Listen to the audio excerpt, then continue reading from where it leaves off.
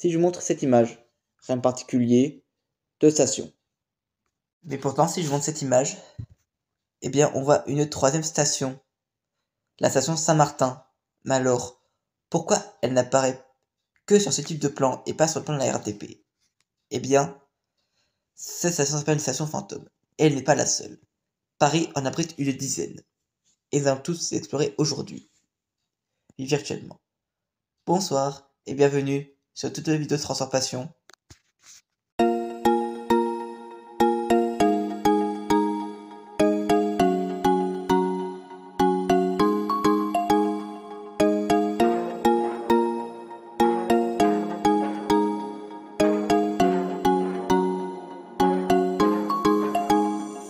Avant toute chose, je tiens à définir un peu ce qu'une station fantôme.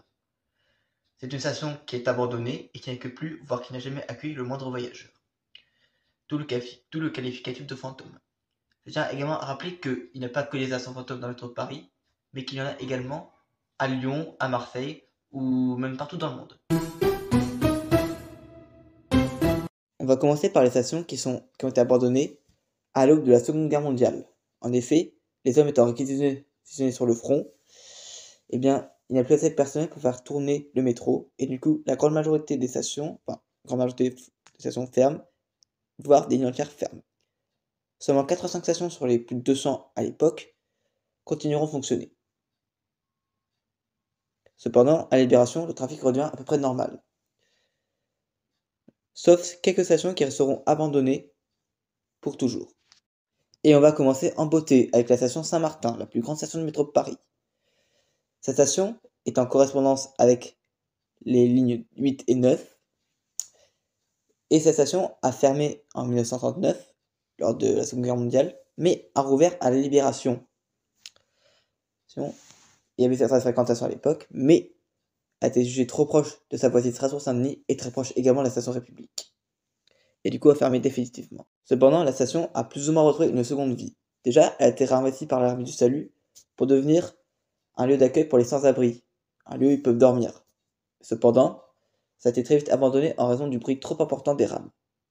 Ensuite, ça a été réinvesti par les grandes marques pour devenir un spot publicitaire, comme ici sur cette photo, avec l'enseigne Nike.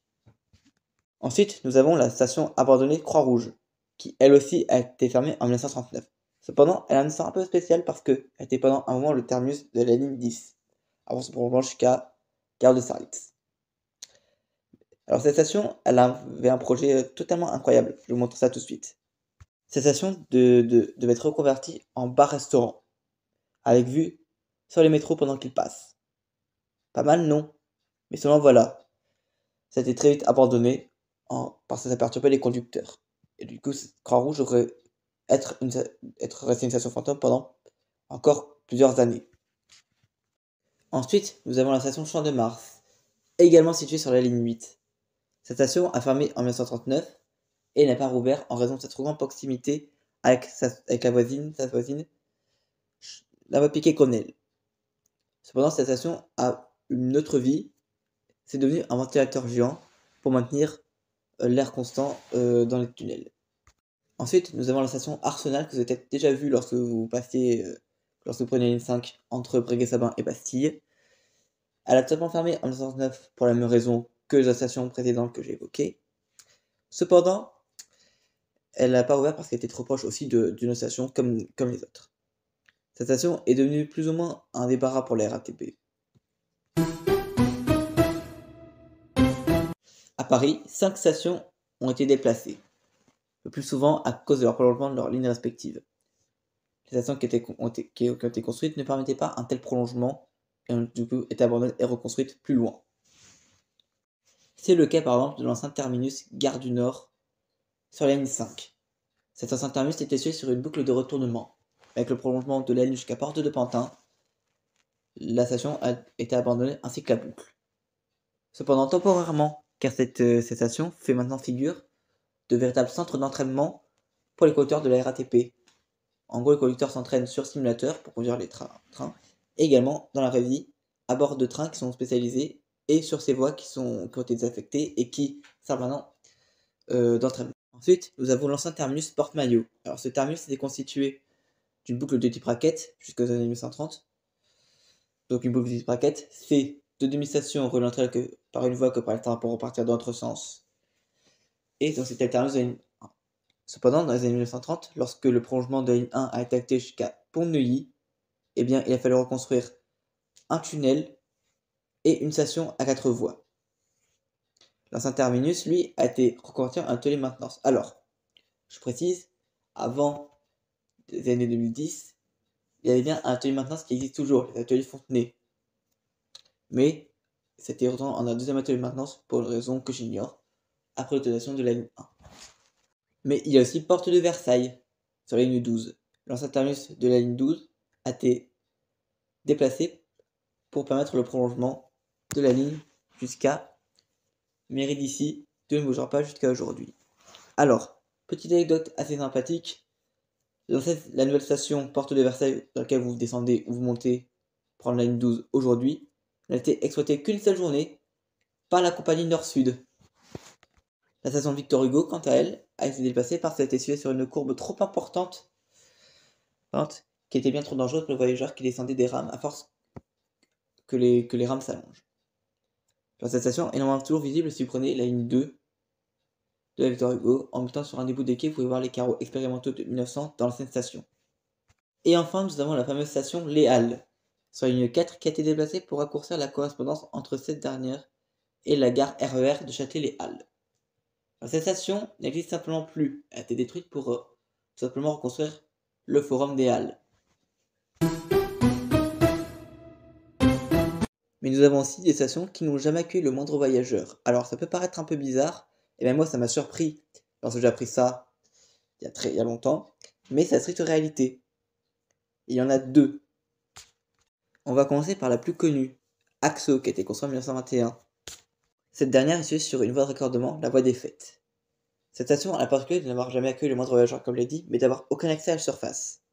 En fait, ça faisait un projet d'exploitation qui allait mélanger les trains de la 3 et de la 7 à l'époque. Mais ce projet a été jugé beaucoup trop complexe et a été abandonné. Cependant, et je me suis posé la question, eh bien, il y a un projet de fusion des deux lignes bis et peut-être d'ouverture de la station Axo. Donc justement, pour créer une future ligne 19, mais ce projet pourrait très bien aussi ne jamais voir le jour. Quand je parle de station n'ayant jamais accueilli le moindre voyageur, je pense également à la station Porte Molitor. Cette station se situe sur la voie de raccordement entre les lignes 10 et 9, qui débute au niveau de la boucle d'Auteuil et qui se termine au niveau de la station Porte de Saint-Cloud. Cette station n'a jamais également accueilli le moindre voyageur, et d'ailleurs, les seules photos que je vous ai montrées sont des photos prises par la RATP, c'est-à-dire qu'il n'y a littéralement personne qui n'a jamais mis les pieds sur cette station, contrairement à Axo, qui va passer des urbexeurs, par exemple. Bon, là je vous parle de stations qui ont été complètement construites. Mais il y a deux stations qui n'ont pas dépassé le stade du projet. Comme deux stations de la ligne 1, du prolongement de la ligne 1 depuis Pont-de-Neuilly jusqu'à la Défense Michelet et la Défense Élysée.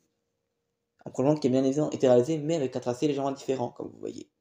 Les deux stations sont maintenant des deux réserves, parce que c'est même plus des stations, sont devenues des spots d'urbex. Cependant, il existe quelques cas particuliers, comme par exemple la station Porte des Lilas Cinéma. Alors, ça pour la même histoire que la station Axo, sauf qu'elle a été utilisée pour les essais du MP51 de 1952 à 1956. Et la station est depuis abandonnée. Eh bien non, c'est faux. En réalité, elle mène une toute autre vie.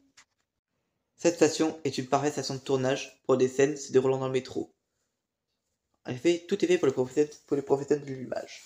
Votre garage, métro historique, métro moderne, panneaux échangeables, fond vert, etc. Plusieurs films ont déjà été tournés dans cette station Porte des Lilas Cinéma, dont le plus célèbre, je pense, Les fabuleux dessins d'Amélie Poulain, où la station s'appelait Abbesse, ou encore Les femmes de l'ombre. Mais également plusieurs publicités qui ont été tournées.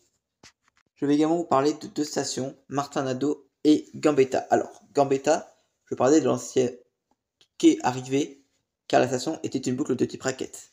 En effet, le quai Arrivé, suite au prolongement de la ligne chez Gallieni, a été abandonnée et est devenue une voie de garage. Et la nouvelle Gambetta a été aménagée très proche de la station Martin-Nado, même collée à la station Martin-Nado qui ferma définitivement. Enfin, évidemment, pas vraiment, parce que elle va encore passer des voyageurs.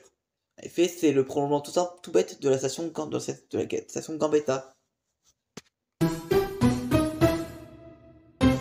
Cependant, dans le métro, il y a quelques stations qui sont devenues des stations fantômes, mais qui ont rouvert, comme la station Cluny, qui a fermé à l'aube de la Seconde Guerre mondiale et qui n'a plus rouvert jusque dans les années 80. Où elle a repris le nom Cluny à Sorbonne. Mais pourquoi a-t-elle rouvert? Eh bien, pour permettre une correspondance avec la station Saint-Michel-Notre-Dame du RER, donc du RER B et du RER C. Voilà, donc notre vidéo touche à sa fin. J'espère qu'elle vous aura plu, qu'elle vous aura intéressé. Si c'est le cas, n'hésitez pas à liker la vidéo, à vous abonner en activant la cloche et à commenter. Ça nous ferait plaisir. Je vous retrouve dans quelques jours. Ciao!